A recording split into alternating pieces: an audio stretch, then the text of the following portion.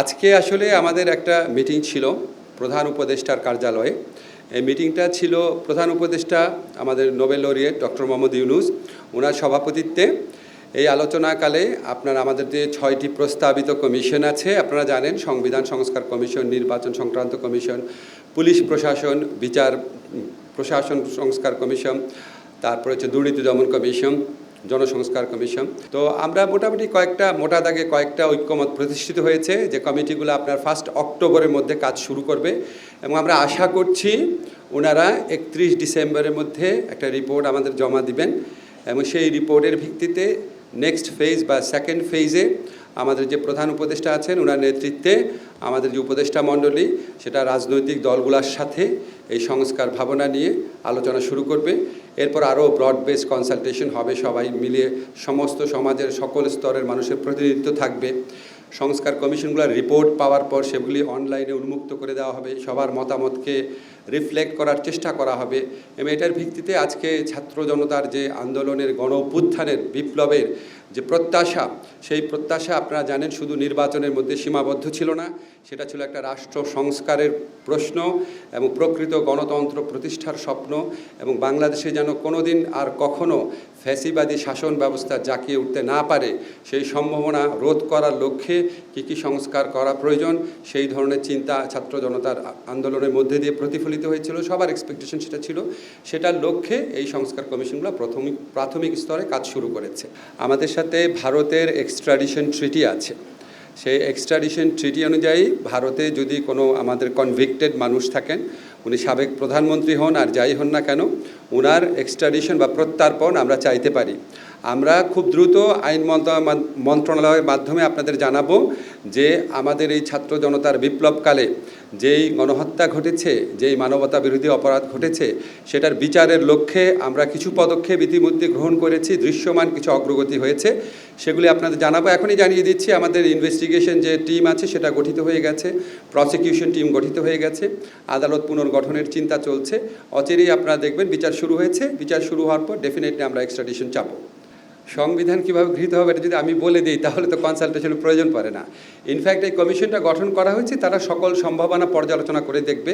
যেমন আপনি বলেছেন কনস্টিটিউয়েন্ট অ্যাসেম্বলি ইলেকশন হতে পারে, কনস্টিটিউয়েন্ট অ্যাসেম্বলি একটা সংবিধান তৈরি করতে পারে, গ্রহণ করতে পারে, আবার রাজনৈতিক দলগুলোর সমঝোতার ভিত্তিতে কোনো সংবিধান প্রণয়নের কাজ চলতে পারে। কি হবে এই ডিসিশন আমরা নেব না, এই ডিসিশন নেবে বাংলাদেশের জনগণ এবং জনগণের পক্ষ থেকে কাজ করার জন্য এই কমিশন করা হয়েছে। কমিশনে যতভাবে পারা যায় সমাজের সকল অংশের মতামতের প্রতিনিধিত্ব করা হবে এবং আশা করা হবে, আমি সকল অংশের মতামত বলতে সুস্পষ্টভাবে ক্লিয়ার করতে চাই, যারা গণহত্যাকারী ছিল, যারা মানবতা বিরোধী অপরাধ করেছে, আমাদের প্রায় 1000 মানুষকে হত্যা করেছে, আরও অনেক অনেক অনেক মানুষকে গুরুতর আহত করেছে, চক্ষুহীন করেছে, এবং যারা বিচারের ভয়ে পালিয়ে বেড়াচ্ছে তাদের সাথে কোনো আলোচনা হবে না। তাদের বাদে সমাজে যত প্রতিনিধিত্বকারী শ্রেণী আছে, রাজনৈতিক দল আছে, তারপর আপনার সামাজিক সংগঠন, পেশাজীবী সংগঠন, ছাত্র সংগঠন, আমাদের এই বিপ্লবী অভ্যুত্থানে যারা ছিলেন, প্রত্যেকটা সেক্টরের সাথে যতভাবে পারা যায় মতামত প্রতিফলিত করা হবে এবং এই কাজটা ঠিক কিভাবে হবে সেটাও আমরা ডিকটেট করতে চাই না, এটা কমিশনের মাধ্যমে ঠিক করা হবে। মাঠের অলরাউন্ডার আমি আর ঘরের allrounder Tilex. Tilex toilet cleaner, clean মানেই টাইলক্স। এখন আমরা যখন কাজ শুরু করব, আমরা এই কমিশনগুলোর উপর জনগণের মালিকানা প্রতিষ্ঠা করার জন্য জনগণের সকল সেকশনের সাথে আলাপ করব, প্লাস আপনাকে বলেছি রাজনৈতিক দলগুলোর সাথে আলাপ করব। ওই কমিশনগুলো ঠিক ওইভাবে আলাপ করে নাই। আমরা একটা জনগণের মালিকানা প্রতিষ্ঠা করতে চাই যাতে পরবর্তীকালে সুষ্ঠু নির্বাচনের মাধ্যমে যে সরকার আসবে সেও এটার মধ্যে এক ধরনের মালিকানা অনুভব করে এবং এটা কন্টিনিউ করে। বাস্তবায়ন, আপনি সত্যি খুব ভালো প্রশ্ন করেছেন, বাস্তবায়ন তো অনেক বড় চ্যালেঞ্জ। একটা ডকুমেন্ট প্রডিউস করাচ্ছে বাস্তবায়ন অনেক বড় চ্যালেঞ্জ। এই চ্যালেঞ্জটা মোকাবেলায় সবাইকে সহযাত্রী করার জন্যই আমরা এই কনসালটেশন প্রসেসটা শুরু করব। এবং আপনাকে আরেকটা কথা বলতে চাই, যে সমস্ত কমিশনের রিপোর্ট আছে সেগুলি অবশ্যই আমরা বিবেচনায় নিব। আপনারা যে মব জাস্টিসের ঘটনা দেখেছেন, বিশেষ করে ঢাকা বিশ্ববিদ্যালয়ে যে ঘটনা ঘটেছে, সেটা আমাদের সবাইকে মর্মাহত করেছে, সেটা আমাদেরকে খুবই কষ্ট দিয়েছে। আমরা ইতিমধ্যে ব্যবস্থা নিয়েছি, ইতিমধ্যে 3 জনকে গ্রেফতার করা হয়েছে এবং আমরা এই ধরনের ঘটনার এড়ানোর জন্য যত রকম পদক্ষেপ নেওয়া প্রয়োজন তত রকম পদক্ষেপ নেব। আমরা বাংলাদেশে ক্লিয়ারলি বলতে চাই, এখানে কোনো রকম মব জাস্টিস, কোনো রকম আইন নিজের হাতে তুলে নেওয়া, গণপিটুনি দেওয়া, এগুলি কোনোভাবেই অ্যাকসেপ্ট করা হবে না। বিচার বহির্ভূত হত্যাকাণ্ড কোনোভাবেই অ্যাকসেপ্ট করা হবে না।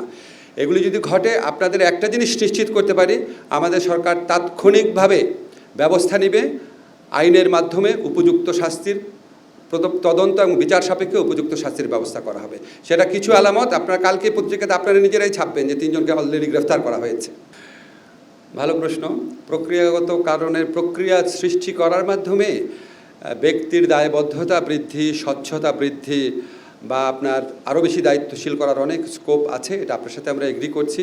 আমরা ইনফ্যাক্ট সারা জীবন সংস্কার নিয়ে কাজ করেছি। কিছুদিন আগেও আমি জাস্ট সিভিল সোসাইটির অংশ ছিলাম। বদিউল আলম মজুমদার ভাই আছেন, মাহফুজের অনেক চিন্তাভাবনা আছে, তার বইও আছে, দেখবেন এসব ব্যাপারে। অবশ্যই আমি আপনার সাথে একমত। প্রক্রিয়া অবশ্যই আমরা যতটুকু প্রক্রিয়ার মাধ্যমে নিশ্চিত করা যায় সেটা আমরা করব, বাট এটার সাথে সাথে ব্যক্তিরাও ইম্পর্টেন্ট বলে মনে করি। আমাদের যে আরও সংস্কার কমিশন আছে, এই সংস্কার কমিশনগুলো কিন্তু এই সংস্কার কমিশনের রেজাল্টের জন্য ওয়েট করবে না। আপনারা দেখবেন স্যার বিদেশ থেকে আসার পরপরই শিক্ষা, স্বাস্থ্য, তারপর স্থানীয় শাসন, এই সমস্ত বিভিন্ন প্রসঙ্গে আমাদের সংস্কার কমিশন কাজ শুরু করবে। আর সংস্কার কমিশনের প্রস্তাবের ভিত্তিতে কিছু কিছু প্রস্তাব থাকবে আমরা তাৎক্ষণিকভাবে করতে পারবো, কিছু কিছু প্রস্তাব থাকবে মধ্যমেয়াদী, কিছু কিছু থাকবে দীর্ঘমেয়াদী, কিছু কিছু হয়তো প্রস্তাব থাকবে হয়তো যেটা আগামীতে নির্বাচনে বিজয়ী সরকারের জন্য থাকবে। আমরা আসলে প্রস্তাবটা না পাওয়া পর্যন্ত কিছু বুঝতে পারছি না। তবে কিছু বুঝতে পারছি না মানে ক্লিয়ারলি আপনাকে বলতে পারছি না ঠিক কোনটা কতদিন হবে, কারণ আমি তো জানি না এখানে কী সুপারিশে আসছে। তবে আপনাকে একটা জিনিস বলতে চাই, এমনি এটা খুব আপনাদের রেলিভেন্ট মনে হতে পারে, এমনি আমাদের মধ্যে এই আলোচনাটা হয়েছে। আমাদের মাননীয় প্রধান উপদেষ্টা উনি ফিরে আসার পর আমরা নির্বাচন কমিশনের পুনর্গঠনের চিন্তা করব। তারপর একটা স্টেজে এরপরে, কারণ আপনারা জানেন নির্বাচন কমিশন ছাড়া আমরা ভোটার তালিকা আপডেট করার কাজ শুরু করতে পারি না। এরপরে ভোটার তালিকা আপডেট করার চিন্তা করব।